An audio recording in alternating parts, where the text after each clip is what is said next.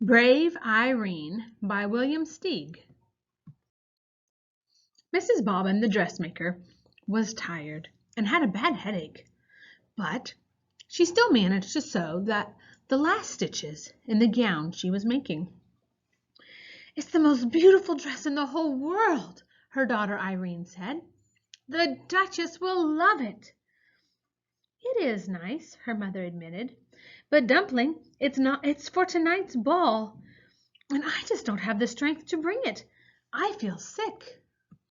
"Poor Mamma," said Irene. "I can get it there." "Oh, no, Cupcake, I can't let you," said Mrs. Bobbin. "It's such a huge package, and it's such a long way to the palace. Besides, it's starting to snow." "Oh, but I love snow," Irene insisted. She coaxed her mother into bed, covered her with 2 quilts, and added a blanket for her feet. Then she fixed her some tea with lemon and honey and put more wood in the stove. With great care, Irene took the splendid gown down from the dummy and packaged it in a big box with plenty of tissue paper. "Dress warmly," Puddin', her mamma called in a weak voice, and don't forget to button up. It's cold out there and windy." Irene put on her fleece-lined boots, her red hat and muffler, her heavy coat, and her mittens. She kissed her mother's hot forehead 6 times, then once again, made sure she was tucked in snugly, and slipped out with the big box, shutting the door firmly behind her. It really was cold outside, very cold. The wind whirled the falling snow flakes about this way, that way, and into Irene's squinting face. She set out on the uphill path to Farmer Bennett's sheep pasture. By the time she got there, the snow was up to her ankles and the wind was worse. It hurried her along and made her stumble. Irene resented this, and the box was problem enough. "Easy does it," she cautioned the wind, leaning back hard against it. By the middle of the pasture, the flakes were falling thicker. Now the wind drove Irene along so rudely that she had to hop, skip, and go helter-skelter over the knobbly ground. Cold snow sifted into her boots and chilled her feet. She pushed out her lip and hurried on. This was an important errand. When she reached Apple Road, the wind decided to put on a show. It ripped branches from the trees and flung them about, swept up and scattered the fallen snow, got in front of Irene to keep her from moving ahead. Irene turned around and pressed on backwards. "Go home!" the wind squalled. "Irene, go home!" "I will do no such thing," she snapped. "No such thing, you wicked wind!" "Go home!" the wind yodeled. "Go home!" it shrieked, "or else." For a short second, Irene wondered if she shouldn't heed the wind's warning, but no, the gown had to get to the Duchess. The wind wrestled her for the package, walloped it, twisted it, shook it, snatched at it. But Irene wouldn't yield. "It's my mother's work!" she screamed. Then, oh, woe! The box was wrenched from her mittened grasp and sent bumbling along in the snow. Irene went after it. She pounced and took hold, but the ill-tempered wind ripped the box open. The ball gown flounced out and went waltzing through the powdered air, with tissue paper attendants. Irene clung to the empty box and watched the beautiful gown disappear. Ugh, how could anything so terribly wrong be allowed to happen? Tears froze on her lashes. Her dear mother's work, all those days of measuring, cutting, pinning, stitching, for this? And the poor Duchess! Irene decided she would have to trudge on with the box and explain everything in person. She went shuffling through the snow. Would her mother understand, she wondered, that it wasn't her fault, it was the wind's fault? Would the Duchess be angry? The wind was howling like a wild animal. Suddenly, Irene stepped in a hole and fell over with a twisted ankle. She blamed it on the wind. "Oh, keep quiet," she scolded. "You've done enough damage already. You've spoiled everything. Everything!" The wind just swallowed up her words. She sat in the snow in great pain, afraid she wouldn't be able to go on. But she managed to get her feet under her and start moving. Oh, it hurt. Home, where she longed to be, where she and her mother could be warm together, was far behind. It's got to be closer to the palace, she thought. But where any place was in all this snow, she couldn't be sure. She plowed on, dragging furrows with her sore foot. The short winter day was almost done. Am I still going the right way? She wondered. There was no one around to advise her.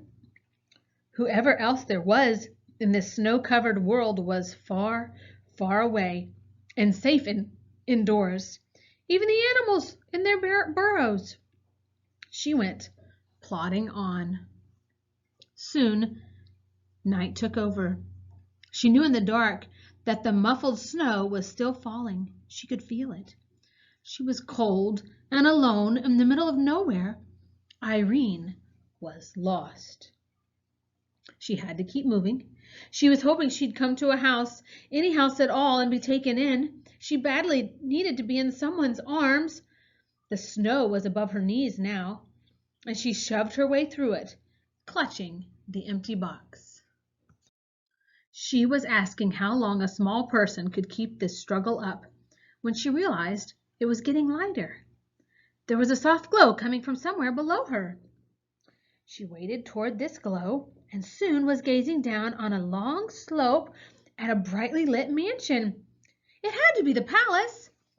Irene pushed forward with all her strength and sloosh flump!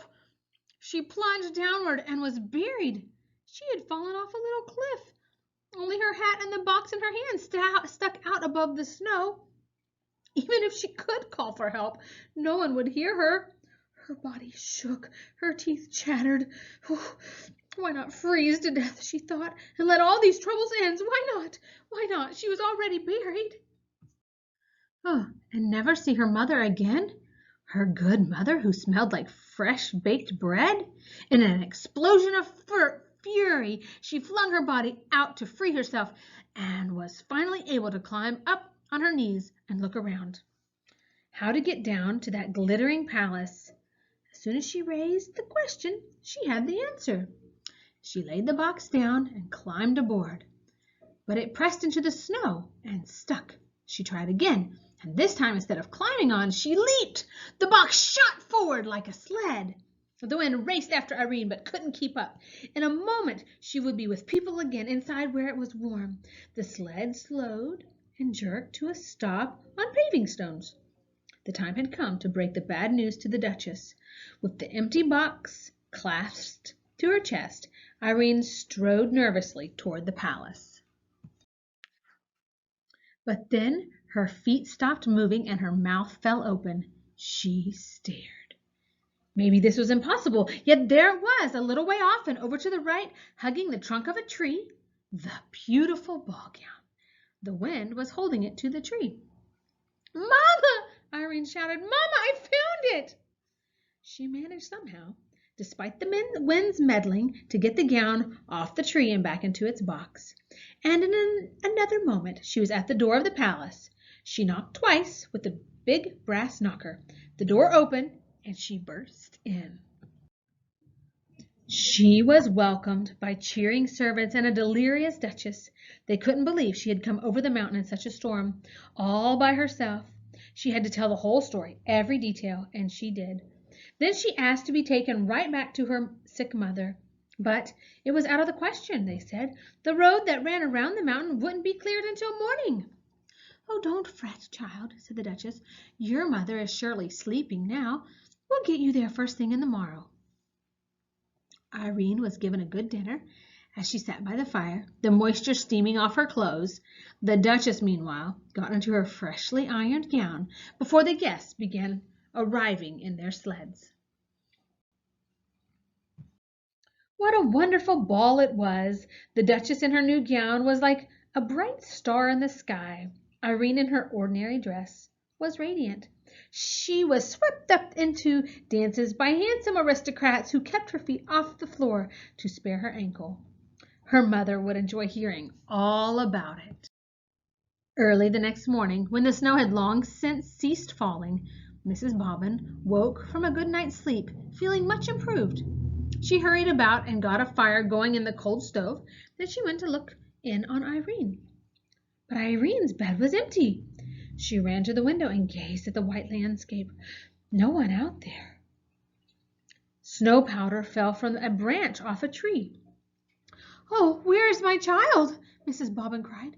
She whipped on her coat to go out and find her. When she pulled the door open, a wall of drift faced her.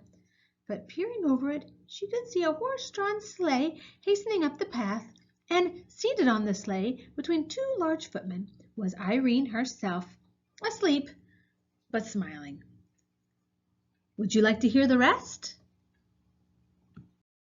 Well, there was a bearded doctor in the back of the sleigh, and the Duchess had sent Irene's mother a ginger cake with white icing, some oranges, and a pineapple, and spice candy of many flavors, along with a note saying how much she cherished her gown and what a brave and loving person Irene was, which, of course, Mrs. Bobbin knew, even better than the Duchess.